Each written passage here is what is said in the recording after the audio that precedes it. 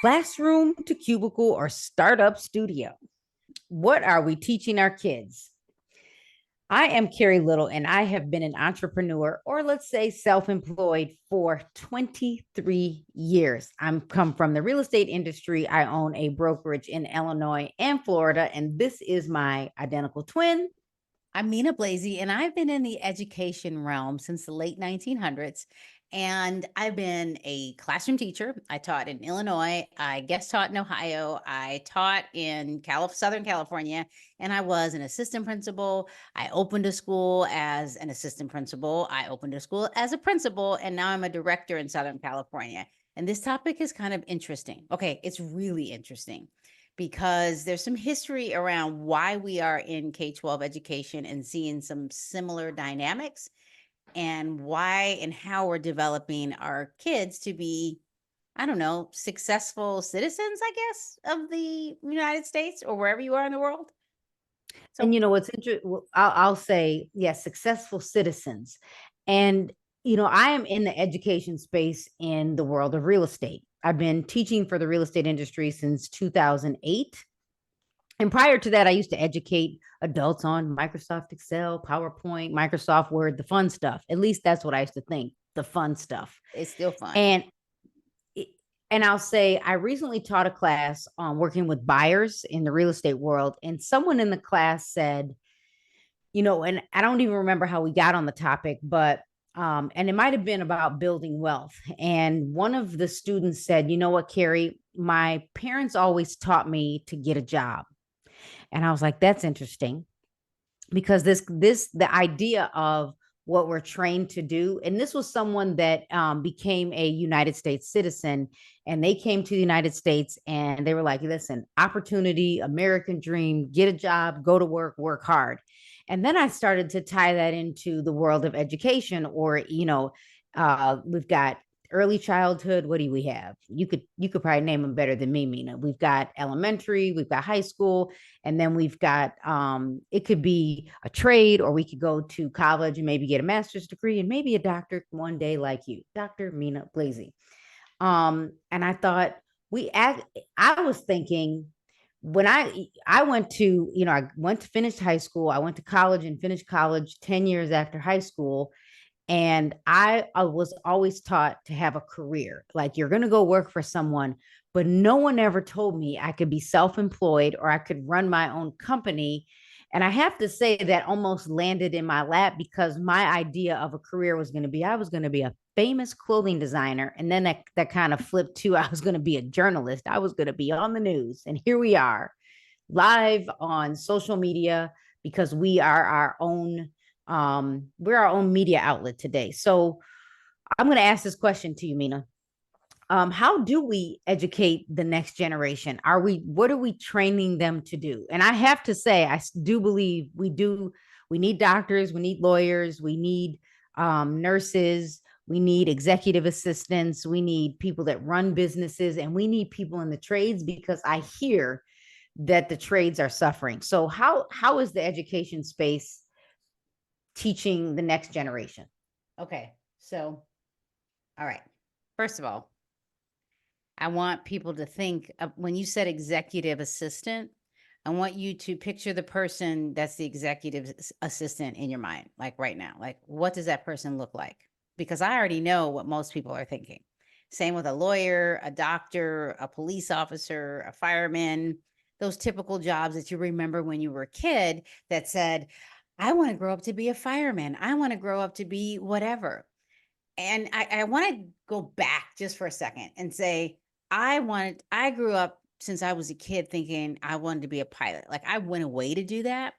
However, if you look in textbooks, pilots weren't people who looked like me.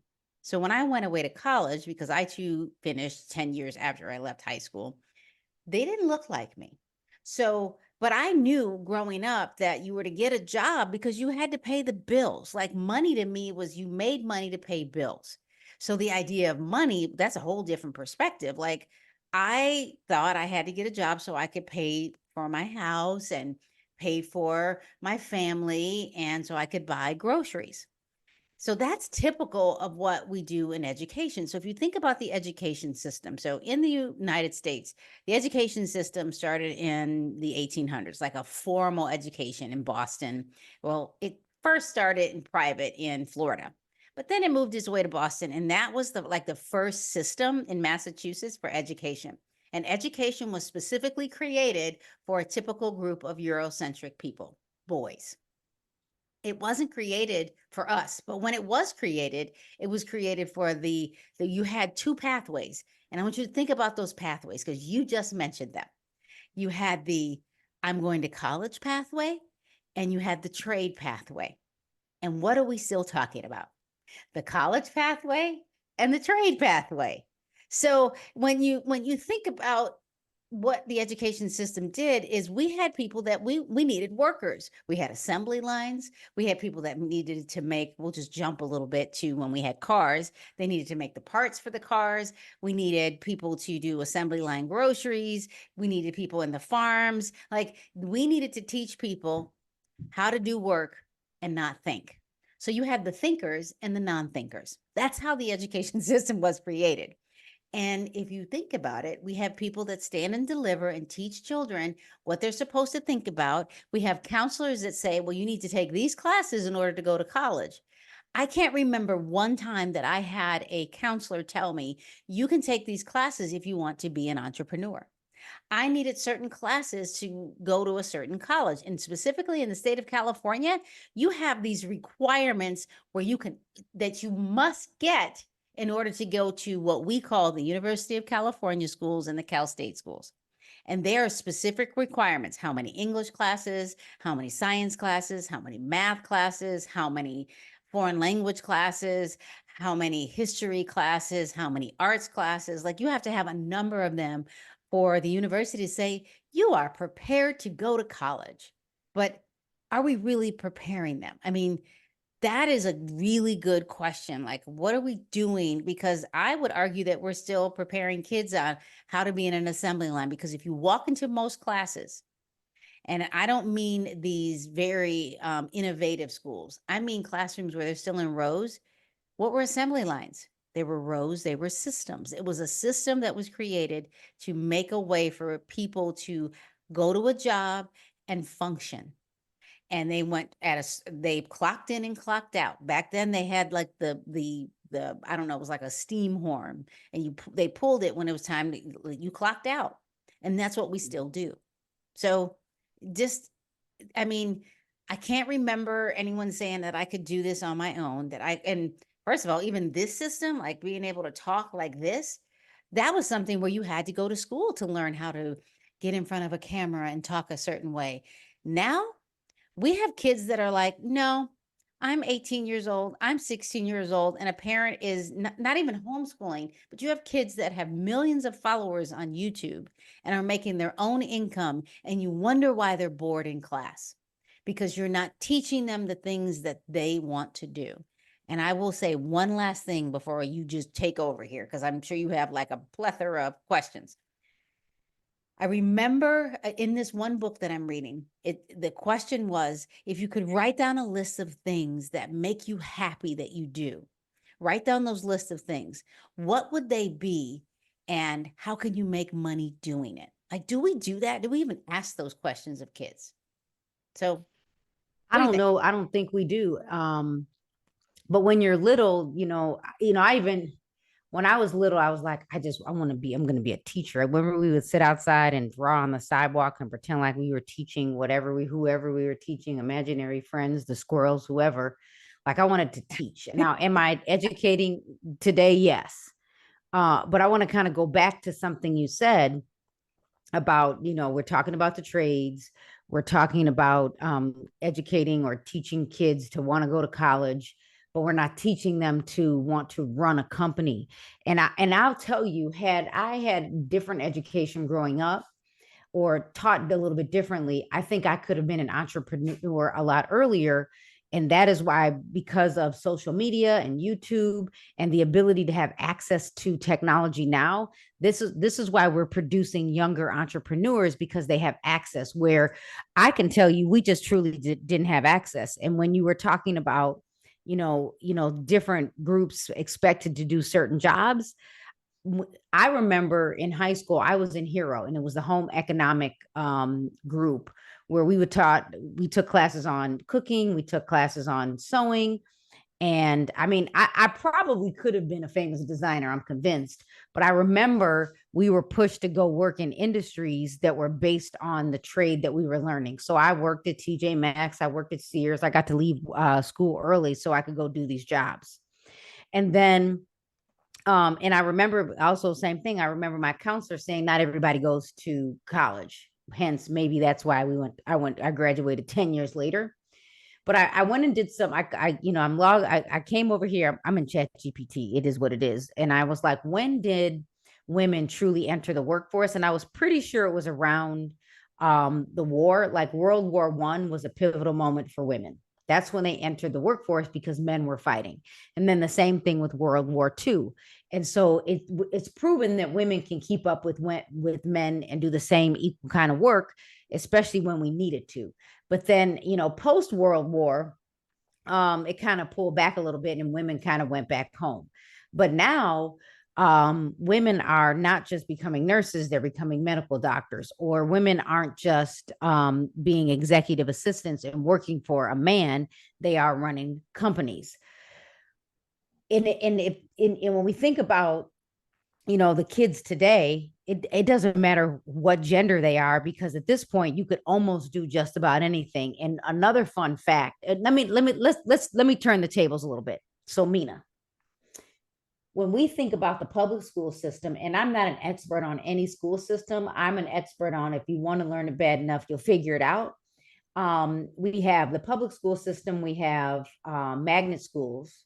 What other kind of schools other than private? Like what other kind of There are schools? charter schools that are typically affiliated with the public school, meaning they might, if they're a dependent charter, that means they have their own board, but the school district might take 20% of their funds and they still are part of the association, the union, the teachers. So if something were to happen, they could still go back in the system. You have independent charters, and independent charters, they have their own funding, their own board, and they don't answer to a school district. They might be under the school district because they need to be affiliated with a location. They might be under the counties, they might be under the state. And, and of course you have private schools. And the difference between those is even a charter school might be still mandated to take the state assessment, and private schools aren't. So, and private schools, you might be able to be a little bit more creative in the sense that they could be at school half the day and doing something differently in the afternoon. Charter schools can do that too. Public schools can as well, but you are held to a different accountability system because associations, like the California Teachers Association and associations around the country, they're in place because of I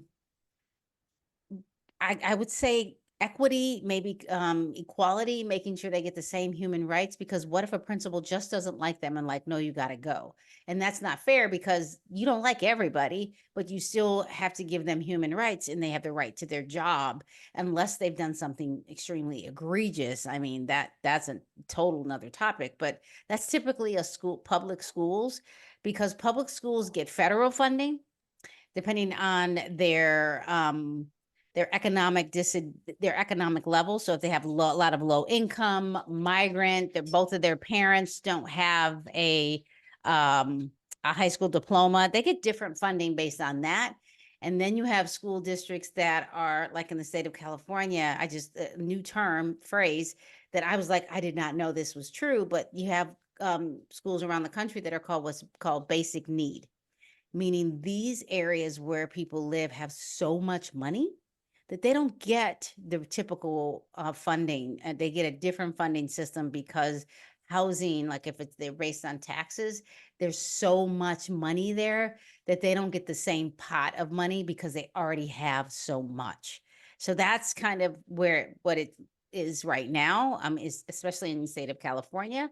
So it just depends on an economic level. And there are lawsuits around that because It was inequitable because if you lived in a rich area, there's a lot of money, very affluent area, you got more money than an area that didn't have so much and the housing was lower. So there is what we call a base need. And that bucket is the same for everyone around the state, or at least in California. And then you might have more because of where you live. So when we think about these different opportunities in the public sector, we got people with more money. We've got, the schools that, so those schools they might have more opportunity. And if you have parents that are already affluent or they have different opportunities, kids might be able to learn. They might have more opportunities to go to camp. They might have more opportunities to go to special camps like science camps because it's available. But let me ask it this way. When we think of, because in Illinois, we've got the Illinois Math and Science Academy, and then we have public school. Would you say that kids that have, and I mean, I have proof that this is true because I went and looked it up. And plus, I already know someone that went to the Illinois Math and Science Academy, is an entrepreneur today. Would you say that kids that have an opportunity to go to these academies have a better opportunity to succeed? Or do you think they were already motivated and driven before they went to these schools? Because at EMSA, you have to test in, and then you live there your sophomore, junior, and senior year of high school. Yes and no. Yes, because the parents that are affluent or even middle class, they probably know the right questions to ask, and they know how to navigate the world differently, and they have access to what we call knowledge. Families that are economically disadvantaged, I'm just going to give you a whole different perspective. When kids enter kindergarten, we really assume that they're all at the same level. But they're not. There are kids that come to school, they've never held scissors, they've never seen crayons, they've never learned what the colors are, they've never learned what the sounds are of the alphabet, let alone the letters of the alphabet. There are kids that come to school completely opposite. They're reading in kindergarten now. They understand basic math concepts like whole to part, like 1 and 1 is 2. They understand that there is a thing called, the conversations around world knowledge, global warming, belief systems, conversations at the table, even whether they travel or not. Their parents might talk to them. And even when they go to doctor's offices, they ask different questions. A lot of people, they go to the doctor's office if they're economically disadvantaged. They don't ask questions. They just go with whatever. And have you ever, I want you to think about this. Have you ever gone into a doctor's office and the doctor's on their phone and they're Googling it? It's a thing.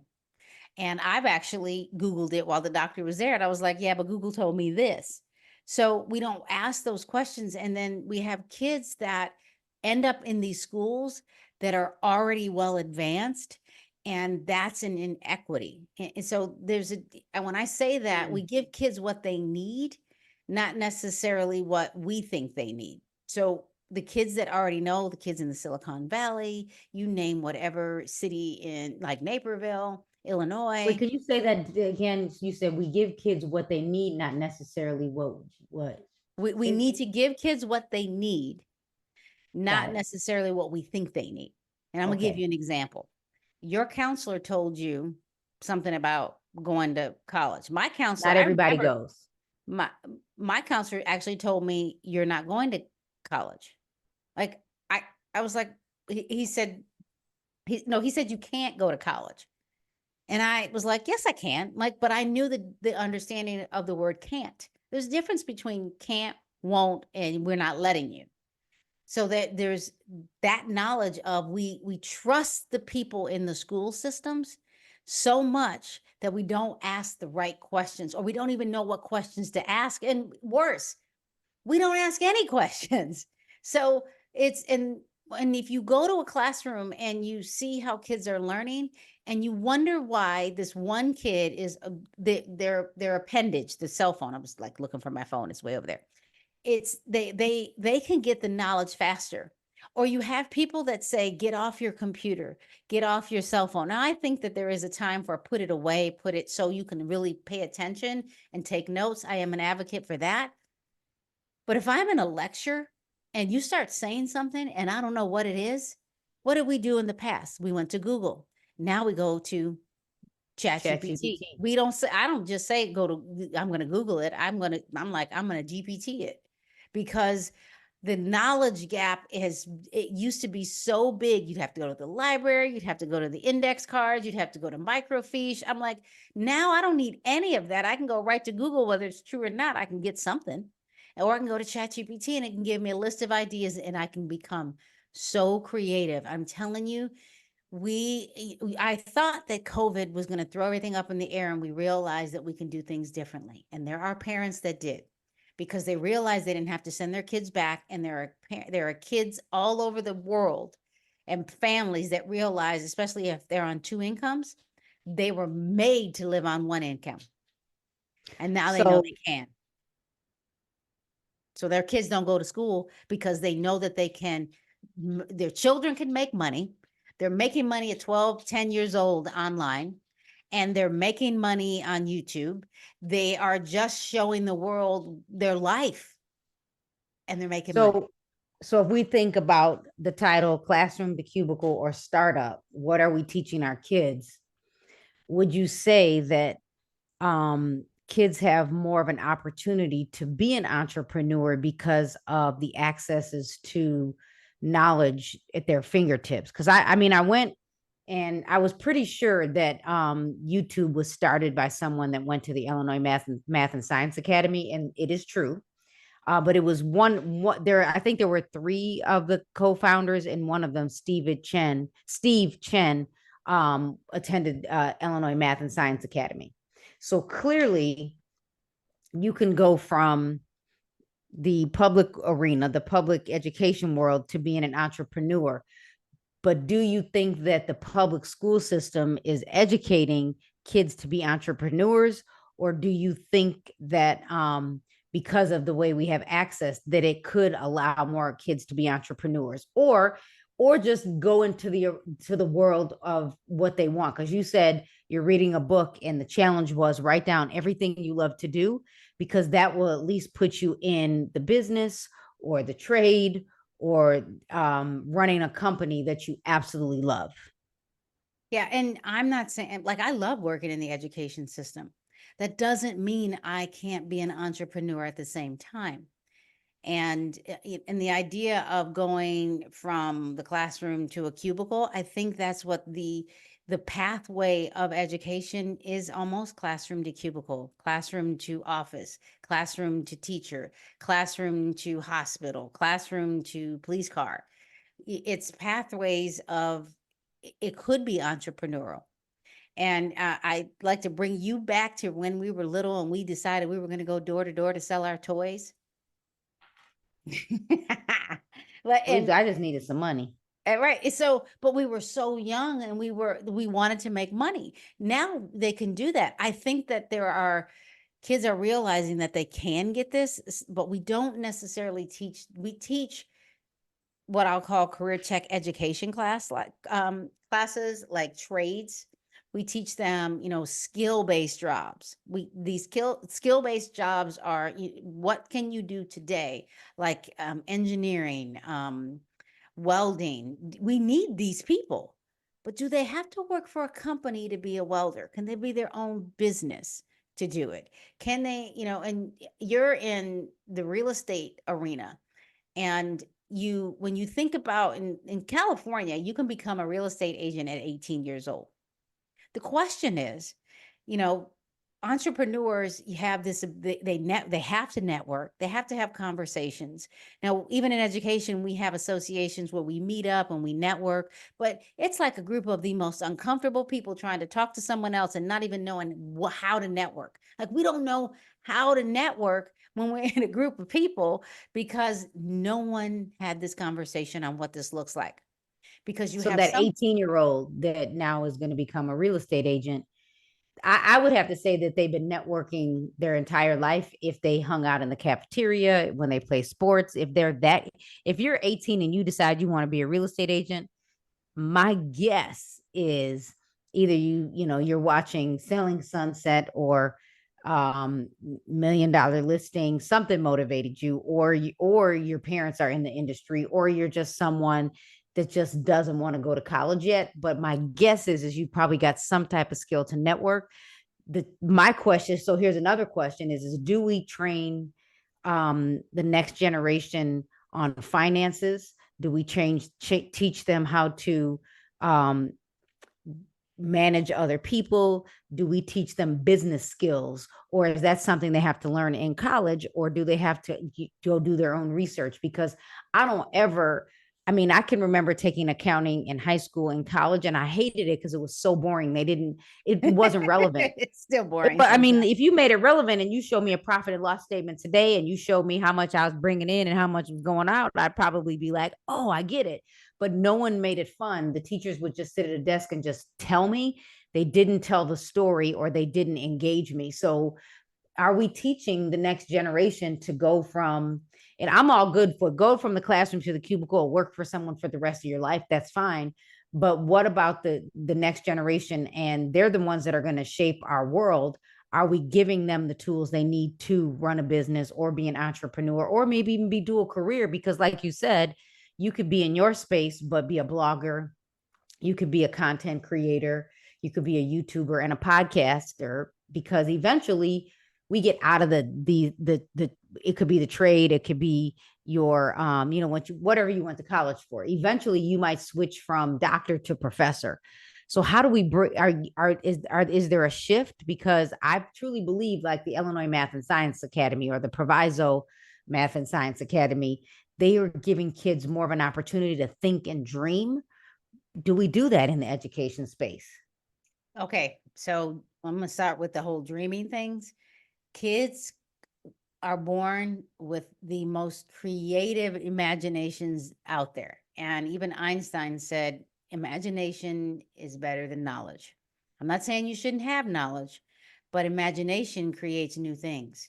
Imagination creates innovative things. Imagination has taken us to the moon. Imagination has sent us to Mars, and even these companies started off as entrepreneurs. So if you think about who created the company, they were entrepreneurs.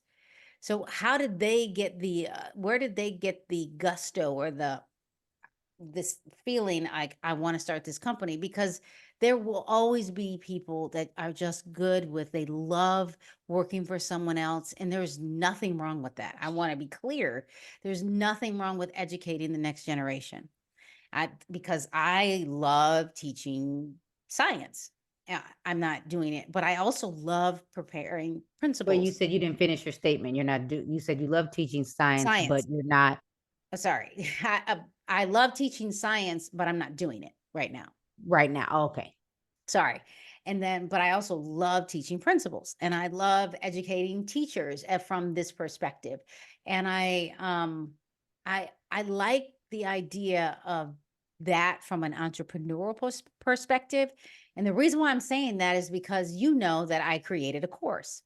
It is so the perspective of even telling people about it and not having the wherewithal. I don't even like it's so the networking and telling people and like do this because it's great for you is actually hard for me. Where somebody that is in the industry and they're an entrepreneur and they've been doing it a while, it starts to become natural. It's like practice makes proficient. No one's ever perfect. It's just very difficult. How do we educate children to keep that creativity from the time they're in kindergarten? Or do we step on their creativity? I'm gonna give you an example. We must color in the lines. We must be inside the box. You need to do this math problem this way. No, no, no. The paper needs to be this way. Do we stifle their creativity because we're so stuck on it has to be this way? Or do we actually say, oh, I really like how you came up with that concept. Tell me about that. Now, there are teachers that do this and they are amazing because then we are teaching kids to keep their imaginative self. But that doesn't always happen, because if you remember, you mentioned that just playing outside and playing teacher. I remember teachers grading in red. And that was one thing I hated. I was like, I will never grade in red, and I will never put negative signs, and I will never put sad face signs. I need to, if they didn't learn it and I just hand it back to them, that's bad. Like, I need to help them learn it. But are we teaching kids financial literacy? Most aren't. Did I have an accounting class? Yeah. My class was how to write a check. Do you have checks? Like, I have checks. My class wasn't how to use Apple Pay and tap a system. Or, right. My class wasn't about having there is the saver. Like, I was told you have to save so that, for a rainy day. I wasn't told that money can also be used for fun. I wasn't told that you can always make more money, and you can always change the idea of time by doing something efficiently. I wasn't told any of that.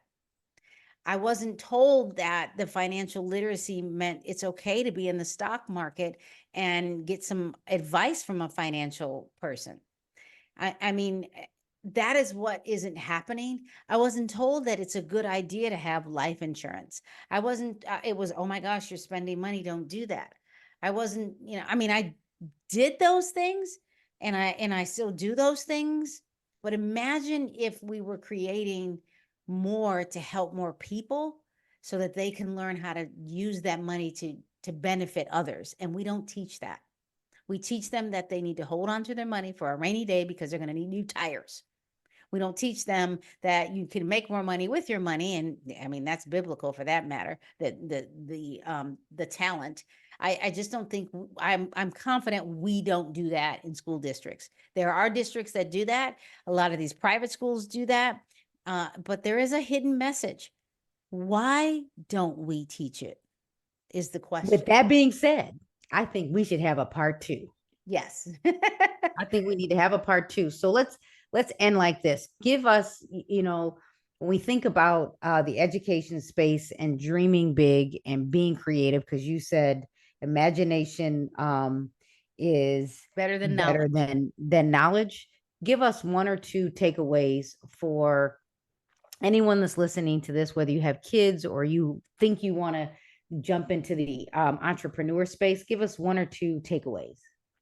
You know, that would be hard because I'm not in the entrepreneur space, but You are. well, let me say this. It's hard, but I have something. One, get advice and get a coach from other people, especially adults. And if you have children, the other thing I would say is ask questions. Ask questions and say, I don't know even what the right question is.